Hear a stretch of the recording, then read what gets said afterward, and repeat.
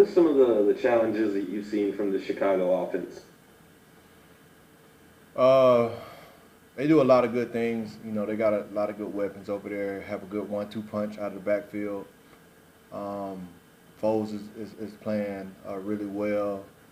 Um, you know, they're doing a good job of managing the chains, staying in front of the sticks. Um, you know, they pose a lot of different threats on third down and in the red zone. Um, you know, a good balanced attack. So it's going to be a good challenge for us this week. I know he's on the other side of the field, but Alvin has had many memorable plays this season and in years past. Is there one that sticks out to you, maybe? Uh, like you said, he's had so many. I definitely think the one where he caught the swing pass this year was against Green Bay. I can't remember. Caught the swing pass out of the backfield and, you know, made all those guys miss and danced on the sideline all the way to the end zone. I mean, there's so many. Just a phenomenal player, and he proves it week in, week out.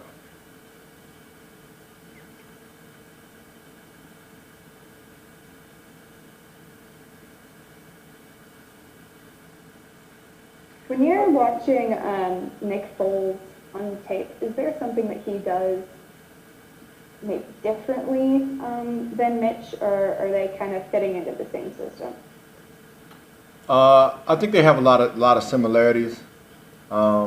You know, and they're keeping the system consistent. I think the things that you see with Trubisky is, you know, he's a lot more dynamic with his feet. You know, they're going to have some run plays in there with him, and you know, he does a lot more as far as footwork in the pocket and moving around. Where Foles just he understands that's not really his strength, and so he knows how to get the ball out a lot quicker. And that's what he's been doing.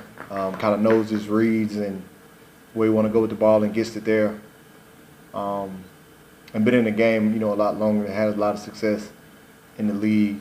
And so, I mean, he knows his strengths. He knows what he does well, and it really speaks highly of him that he's done well in multiple systems.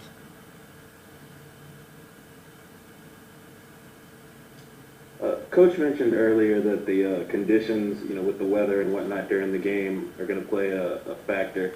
I guess just how do you factor that into, you know, your preparation?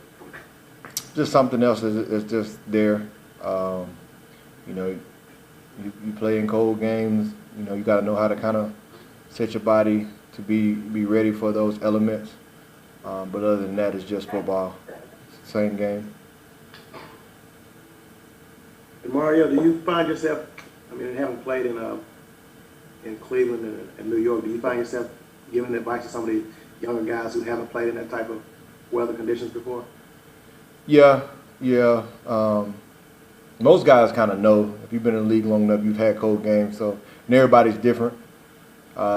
With the young guys, you know, might tell them a few things about the elements and, you know, what they got to be prepared for and different techniques that they can do.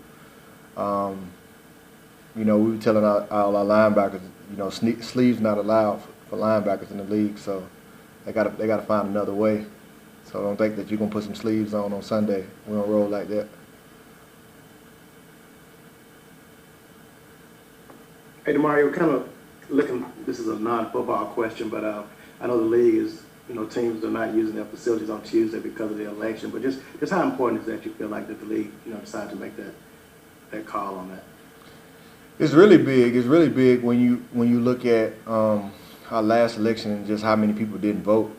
You know, it just never be a situation where people feel like their voice isn't heard or their voice doesn't matter. And so I think going above and beyond and stress the emphasis of the importance of everyone's voice, no matter who you're voting for, just understand, you know, what's going on in the world and understand that your voice matters.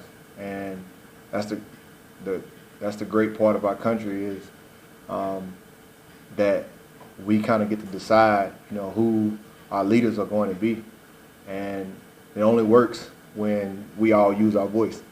And so whether that's not just the national election, but the local elections, understanding you know, who the city council members are, what they stand for, understanding who your local DA is, understanding, you know, who your local sheriff is. Like, all those matter. And understanding the power of your voice is how you really change your community, change your city, state, and the nation. And so, through all the craziness or the weirdness of 2020, I think one of the biggest things is our awareness has gone up as people in terms of our own individual voices and the power of our voices collectively. And I think people are starting to understand that, and it's motivating people to do more.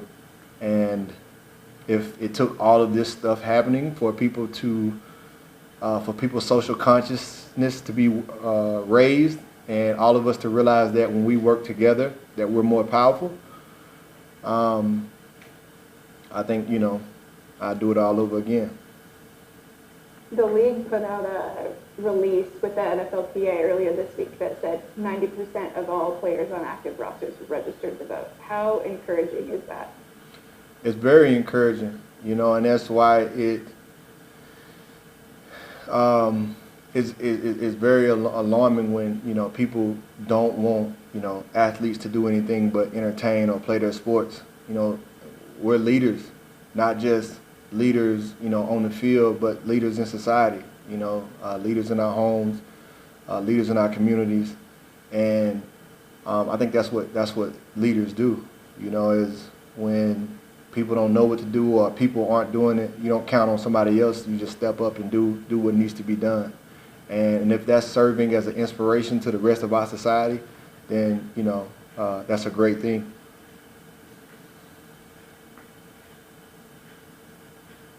Anything else, guys? Hey, thank you all. Be blessed.